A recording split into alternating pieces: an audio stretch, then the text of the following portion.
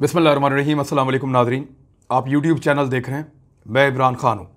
बहुत सारी ऐसी चीज़ें हैं जो शायद कभी डिस्कस होती ही ना, अगर ये DGISI वाला मामला और ये फड्डा ना बनता तो, ये तनाज़ा या इख्तलाफ अगर सामने ना आता तो बहुत सारी चीज़ें ऐसी हैं जो हमेशा छुपी रहती, हम शायद उन पर कभी बात ही ना कर सकते। और अपोजिशन के लोग हमेशा ये कहते रहे कि ये इमरान खान एक सेलेक्टेड आदमी है, वो ये कहते रहे कि कठपुतली वज़ीर आज़म है। लेकिन मैं ये जानता हूं बतौर सहाफ़ी, और बहुत सारे ऐसे हवाले मैं अभी आपके सामने रख दूंगा और आपको याद दिलाऊंगा कि कब कब क्या हुआ था, और वो खबरें जो शायद आपके लिए नई हूं, इससे पहले हमने आपको बताई ना हो, लेकिन आपको ये साबित करूंगा और ये बताऊंगा कि इमरान खान कठपुतली नहीं था। वज़ीर आज़म इमरान खान फौज को कमांड कर रहे थे, उन्होंने फौज से काम लिया है, फौज उनके अंडर में काम कर रही थी और फौज किसी भी पल उनके ऊपर हावी नहीं हो सकी। ये इस वीडियो में मैं आपको बताऊंगा, और यही एक तकलीफ है जो बाकी पॉलिटिकल पार्टीज को हो रही है, क्योंकि उन्हें यह लगता है कि फौज ने कभी भी उन्हें वो रूम नहीं दिया, या वो फौज से कभी भी इतनी आज़ादी नहीं ले सके जो आज़ादी इमरान खान ने उनसे ले ली। यानी फौज ने कभी भी इन पॉलिटिकल पार्टीज की, पीपल्स पार्टी की, नून लीग की उतनी बात नहीं मानी जितनी इमरान खान की मानी।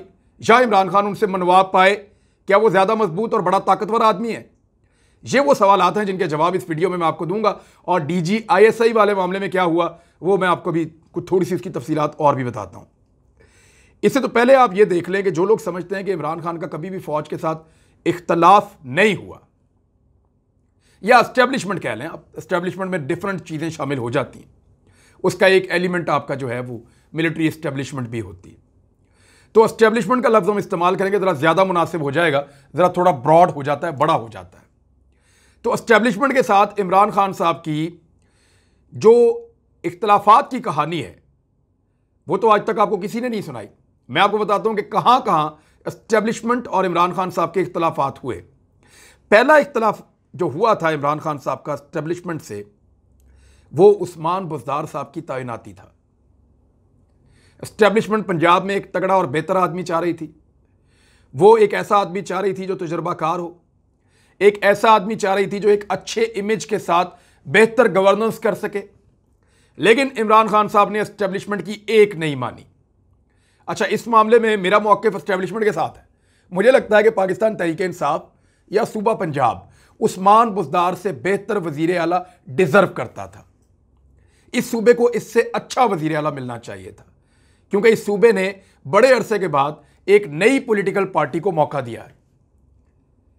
PMLN के बाद वो PTI को लेकर आया ये सूबा, और बड़ी मुश्किलों से यहां तक उनको अक्सरियत मिली, और बड़ी मुश्किलों से उन्होंने ये हुकूमत बनाई थी, आज़ाद लोगों को मिला के, काफ लीग को मिला के। तो इधर एक बेहतर वज़ीर आला इस सूबे को मिलना चाहिए था पहले दिन से, मुझे भी ये लगता है। लेकिन इमरान खान साहब डटे रहे एस्टेब्लिशमेंट के खिलाफ, उन्होंने एस्टेब्लिशमेंट की ये बात नहीं मानी, हत्ता कि हम लोगों की भी नहीं मानी। हो सकता है कि 5 साल गुजरने के बाद हम ये मान जाएं कि इमरान खान साहब ठीक थे, या हो सकता है इमरान खान साहब ये कहें कि ये फैसला उनका गलत था और उसकी वजह से इस इलेक्शन में उनकी दुर्गत बनी है। कुछ भी हो सकता है, बाद में देखेंगे। लेकिन इख्तलाफ नंबर 1 ये था। दूसरा इख्तलाफ, नवाज शरीफ साहब को बाहर भेजने का मामला। इस पे इमरान खान साहब डट गए थे एस्टेब्लिशमेंट के खिलाफ, और नवाज शरीफ साहब एक डील के नतीजे में पाकिस्तान से बाहर निकल गए। इमरान खान साहब नहीं चाहते थे कि नवाज शरीफ साहब बाहर जाए, लेकिन मियां नवाज शरीफ साहब बाहर चले गए। उन्होंने खबरदार किया इमरान खान साहब ने फाइनली, और अपने साथियों को भी ये कहा था कि ठीक है फिर जैसे आप लोग कहते हैं, लेकिन याद रखिएगा ये आदमी आपको चीट करेगा, और ये वही करेगा जो इससे तवक्को की जा सकती है। मेरी बात याद रखिएगा। और इमरान खान साहब की बात बाद में सच साबित हुई। भेजने वाले या सिफारिश करने वाले पछताए। बहरहाल नवाज शरीफ साहब के मामले पर उनको बाहर भेजने पर दूसरा इख्तलाफ था। तीसरा इख्तलाफ, इमरान खान साहब ने अपनी बात मनवा ली, उन्होंने मरियम नवाज को बाहर नहीं जाने दिया। उन्होंने कहा इस तरह सजा याफ्ता मुजरिम मैं छोड़ता रहूं और पाकिस्तान से बाहर भेजता रहूं तो ये किस किस्म का बनाना रिपब्लिक बन जाएगा पाकिस्तान। तीसरा इख्तिलाफ जो है वो इसराइल के मामले पर पाकिस्तान के अंदर एक ऐसी सोच पैदा की जा रही थी जिसमें हमारे दोस्त अरब ममालिक भी थे जो इसराइल को तस्लीम कर चुके हैं कि पाकिस्तान इसराइल के बारे में अपनी पॉलिसी को बतदरीज तब्दील करना शुरू करे। यहां पाकिस्तान में एस्टेब्लिशमेंट में, मीडिया के कुछ हलकों में, सिविल सोसाइटी में और डिफरेंट पॉलिटिकल पार्टीज के अंदर जो है वो पेनिट्रेट कर रही थी ये सोच। उस वक्त इमरान खान साहब ने यहां भी मुखालफत की। उन्होंने कहा जी मैं इसराइल को कभी तस्लीम नहीं करूंगा, मैं अपने अल्लाह को क्या जवाब दूंगा। और इतना क्लैरिटी के साथ आए कि ये बा भी उन्होंने बंद कर दिया हमेशा के लिए। एक और इख्तलाफ, कश्मीर के मामले पर भारत से बातचीत से साफ इनकार। इस वक्त इनकार भारत ने नहीं किया हुआ। ये लोग आपको गुमराह करते हैं कि इमरान खान साहब फोन करते हैं तो मोदी उठाता नहीं है, नहीं। हमारी लड़ाई उनसे शुरू हुई 5 अगस्त 2019 को। फरवरी में हमने उनको मारा था, उनके तैयारे गिराए थे। 5 अगस्त 2019 को इमरान खान साहब ने अनाउंस किया था कि अब भारत के साथ कभी बात नहीं होगी जब तक कि वो ये 5 अगस्त के इकदाम को वापस नहीं लेता।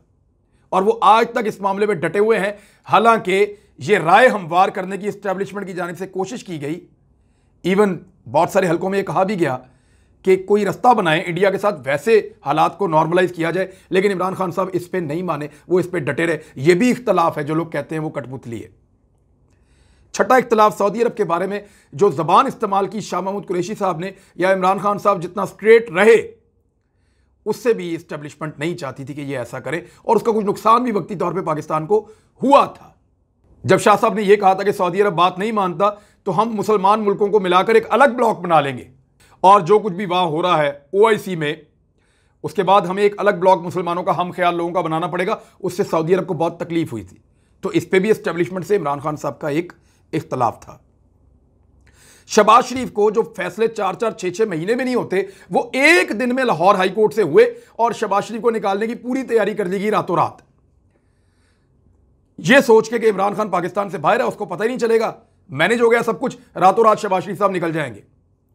लेकिन उन्हें पता चल गया, उन्होंने वार्न किया, शेख रशीद साहब एक्टिव हुए, और शहबाज शरीफ साहब को कानून के मुताबिक पाकिस्तान में रोक लिया गया। इमरान खान साहब ने शहबाज शरीफ को नहीं जाने दिया, हालांकि एक बड़ा एस्टेब्लिशमेंट का तबका और बहुत सारे लोगों की सोच थी कि इसको भी निकालना है, लेकिन वो डील कामयाब नहीं होने दी इमरान खान ने। एक और इख्तलाफ मैं आपको बता रहा हूं, एब्सोल्युटली नॉट। एस्टेब्लिशमेंट में कुछ लोग ये समझते हैं कि इमरान खान साहब ने ये जल्दी कह दिया, इसकी जरूरत नहीं थी, ये कहना नहीं चाहिए था, अमेरिका को नेगोशिएशंस के अंदर आने देना चाहिए था।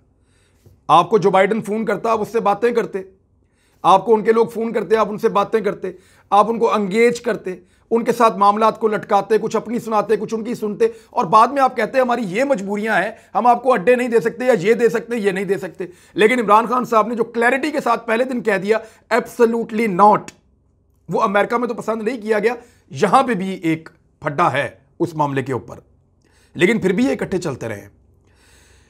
इकॉनमी के मामलात के ऊपर कुछ इख्तलाफात रहे, मगर एस्टेब्लिशमेंट उसके लिए ज्यादा बड़ा जिम्मेदार इसहाक डार को समझती है।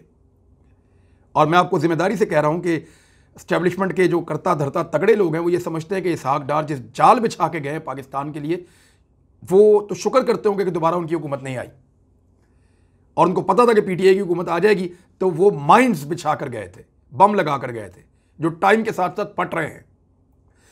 फिर 10वां जो एक इख्तलाफ एनआरओ के मामले पे है कि इमरान खान साहब बिल्कुल बज़िद है कि मैं किसी अपोजिशन वाले को नहीं छोड़ूंगा, एनआरओ नहीं दूंगा, जबकि एस्टेब्लिशमेंट को यह लगता है कि आगे बढ़ना चाहिए, पाकिस्तान को और आगे निकलना होगा, हमें अभी बहुत काम करना है। यानी ये डिफरेंस ऑफ ओपिनियन यहां पे एस्टेब्लिशमेंट का और इमरान खान का रहा।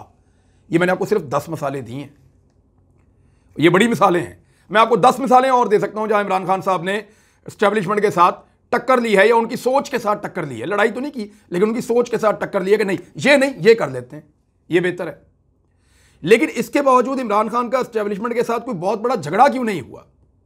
अभी ये डीजीआईएसआई की तैनाती का मामला आप ले लें, यहां पे इमरान खान साहब की सोच थी कि जनरल फैज को कुछ अरसा और रहने दिया जाए, क्योंकि वो अफगानिस्तान के मामला बहुत नाजुक हैं और वो जानते हैं नए डीजी आएंगे तो उनको 1-1.5 महीना तो समझने में लगेगा, सारी चीज़ों को स्टडी करने में, ब्रीफिंग लेने में, चीज़ों को देखने में, तो हम वो रिस्क ले नहीं सकते। एक मोमेंटम बना हुआ एक बंदा काम कर रहा है तो let him do the job, और जब इसमें से पाकिस्तान निकल जाए तो जनरल साहब की जगह, जनरल फैज की जगह दूसरे आ जाएं, और जनरल फैज जाके एलिजिबल हो जाए अपना आर्मी चीफ बनने के लिए। अगर वो बाद में भी कोर कमांडर लग जाएंगे तो कोई फर्क तो नहीं पड़ेगा, 4 महीने बाद, 6 महीने बाद, 3 महीने बाद। लेकिन वहां से एक नाम दे दिया गया, और जो एक कानूनी तरीकाकार है मुबैना तौर पर उसको बाईपास कर दिया गया कि कुछ समरीज भेजी जाएं, जो एक रवायती तरीका था। प्राइम मिनिस्टर उनमें से उन लोगों को मिलें, मुलाकात करें, फिर उनमें से जो बेहतर लगे उनको वो मशवरा करके आर्मी चीफ से उनको लगा दें डीजीआईएसआई। तो जब प्राइम मिनिस्टर की बात नहीं मानेगी तो फिर उन्होंने कहा कानूनी तरीके से आ जाओ, जो तरीकाकार है पुराना, अब वो उस तरीके पे आ गए हैं। लेट्स सी वहाँ पे क्या होता है। लेकिन ये भी एक तरह का आप ये देखें कि प्राइम मिनिस्टर ने कठपुतली या सिलेक्टेड वाला तो कोई रोल प्ले नहीं किया। हत्ता कि जो लोग सारी जिंदगी फौज को गालियां देते रहे या सारा पिछले 4-5 साल नवाज शरीफ के चक्कर में फौज को बुरा भला कहते रहे, जो ये कहते रहे कि फौज सिविलियंस की बात नहीं मानती, वो सारे जाके फौज के साथ खड़े हो गए। यानी मरियम नवाज तक जनरल बाजवा के पीछे खड़ी हो गई जाके कि आपके साथ बड़ी ज्यादती हो रही है। हालांकि ये सारी चीजें तो जनरल बाजवा खुद नहीं कह रहे कि मेरे साथ ज्यादती हो रही है। फौज खुद नहीं कह रही कि हमारे साथ ज्यादती की है इमरान खान ने। वो ये कह रहे हैं कि ठीक है, एक प्रोसीजरल फ्लॉ है, वो ठीक हो जाएगा, हमारे अच्छे ताल्लुकात हैं, हम काम करेंगे। लेकिन इसमें आप गौर इस बात पे करेंगे, जो फौज को बुरा कहते थे, एक्चुअली उनकी लड़ाई फौज से नहीं है, उनकी लड़ाई इमरान खान से। वो चाहते हैं कि ये बंदा बीच में से निकले। फौज तो हमारी अपनी है, उनके साथ मिलकर हमने इक़्तिदार किया है पिछले इतने सालों तक। हम तो कई दहाइयों से, हमारी नस्लें जो हैं वो फौज के साथ मिलकर इक़्तिदार में रही हैं। तो उनको क्या प्रॉब्लम है फौज के साथ? वो तो उसी तरह की फौज चाहते हैं और उस तरह की फौज उनको नजर आ रहा है कि अगर इमरान खान से लड़ाई हो जाती है और हम फौज के साथ खड़े हो जाते हैं तो कुछ ना कुछ करके हम अपने लिए रास्ता दोबारा बना लेंगे। अब आ जाएं कुछ ऐसी चीजें जहां पे एस्टेब्लिशमेंट के इमरान खान के साथ बड़े शानदार रिलेशंस भी रहे हैं। अब ये वो चीजें हैं जहां एस्टेब्लिशमेंट बड़ी खुश है प्राइम मिनिस्टर ऑफ पाकिस्तान से। यानी टकराव होता है तो खुशी भी होती है। और आपको मैं मजे की बात बताता हूं कि ये अभी मैं आगे आपको बताऊंगा कि ये टकराव बड़े पैमाने पर हो क्यों नहीं पाया, उसकी वजह क्या है। यानी यही चीजें अगर नवाज शरीफ करते तो फड्डा बहुत आगे निकल जाता, जरदारी साहब करते तो बहुत आगे निकल जाता। इमरान खान ने किया, फड्डा इतना बड़ा क्यों नहीं हुआ, मैं आपको वजह बताता हूं अभी। लेकिन पहले आप ये देखें कि इंडिया पाकिस्तान लड़ाई फरवरी 2019, ये प्राइम मिनिस्टर ऑफ पाकिस्तान और एस्टेब्लिशमेंट के दरमियान एक तारीखी लम्हात थे जब इमरान खान ने यह कहा कि मैं पाकिस्तान को छोड़कर नहीं जाऊंगा जब तक जंग लगी रहेगी, मैं यहीं पे मौजूद रहूंगा, हालात कैसे भी हों आपके साथ खड़ा हूंगा, आप जीत रहे हो आप हार रहे हो, मैं गैर मशरूत मुकम्मल सपोर्ट आपको दूंगा आपकी लड़ाई में, हर जगह पे फौज के साथ खड़ा हो जाऊंगा और कौम को भी इकट्ठा करूंगा। और जब मिसाइल्स की खबर आई कि इंडिया मिसाइल्स मारने वाला है, तो जो 3 गुना मिसाइल का जवाबी हमला कहा था वो इमरान खान साहब ने फौज के साथ तय किया था कि 3 गुना हमला वापस करें उनके ऊपर। और फिर दुनिया को पैगाम दिया था कि अगर इंडिया ने यह किया तो हम ये कर देंगे, और हमने उसकी तैयारी भी कर ली है। तो फिर इंडिया भाग गया था, अमेरिका और सारे मुल्क घुटनों पे आ गए थे। उन्होंने कहा था नहीं, पाकिस्तान को रोको, पहले इंडिया को रोको, हमारे पास इंफॉर्मेशन है कि वो कहां मारेंगे, हम तो रोक लेंगे, लेकिन उनको नहीं पता कि हम कहां मारेंगे, वो कैसे रोकेंगे, और 3 गुना मारेंगे इंडिया को।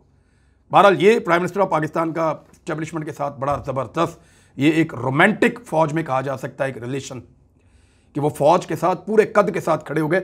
उन्होंने वो कारगिल वाला इशू नहीं किया कि फौज मुझे धोखा दे रही है, उन्होंने कोई और बहानेबाजी नहीं की, बुज़दिली नहीं दिखाई, वो फौज के साथ फौजी बन के खड़े हो गए। अभिनंदन को वापस भिजवाने पे प्राइम मिनिस्टर ऑफ पाकिस्तान और फौज इन्होंने बड़ा जबरदस्त मिलकर काम किया। 5 अगस्त 2019 को जो इंडिया ने किया उसका रिएक्शन, वो एस्टेब्लिशमेंट और इमरान खान साहब का तालमेल बड़ा शानदार। टैक्स कलेक्शन के हवाले से एस्टेब्लिशमेंट इमरान खान साहब से खुश है, सियाहत में जो काम किया उस पर खुश है, खारजा पॉलिसी के मामला जो है वो एस्टेब्लिशमेंट के और इमरान खान साहब के ज़्यादातर 90% 95% वो बड़े ज़बरदस्त उनके ताल्लुकात रहे हैं इसमें एस्टेब्लिशमेंट के इमरान खान साहब के साथ। अक़वाम मुत्तहिदा में जो तकारीर इमरान खान साहब ने की, एस्टेब्लिशमेंट के लोग खुद ये कहते हैं कि बहुत अरसे के बाद कोई ऐसा लीडर है जो ऐसी शानदार तकारीर और पाकिस्तान का मौक़िफ़ इस दबंग अंदाज में पेश कर रहा है। बहस व मुबाहिसा और कायल करना, देखें ये इंपॉर्टेंट चीज़ है जो मैं आपको बार बार कह रहा हूँ।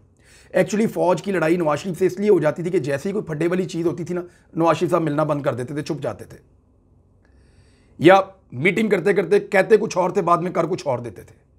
इमरान खान साहब ने धोखा कहीं नहीं दिया।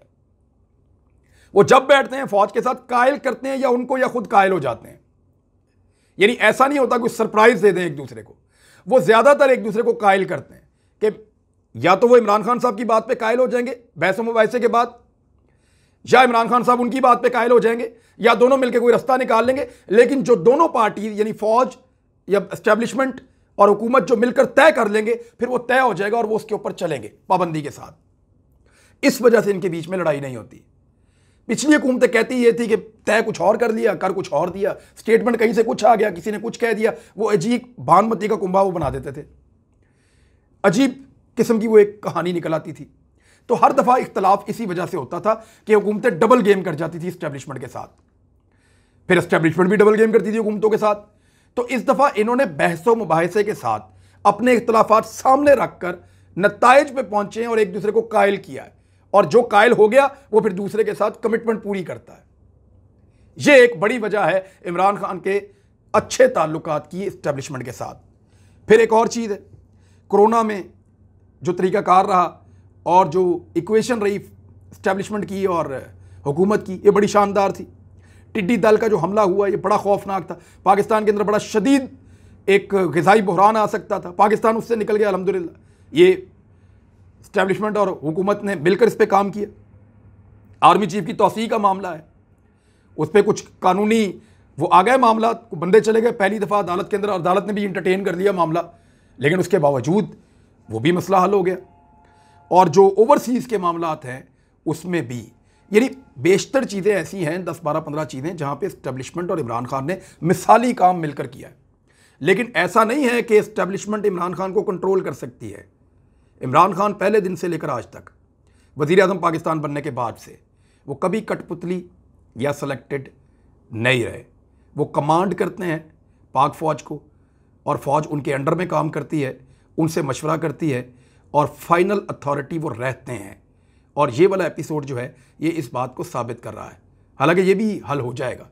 पॉलिटिकल विजडम इमरान खान की भी है और इदारा भी किसी टकराव में नहीं जाना चाहता।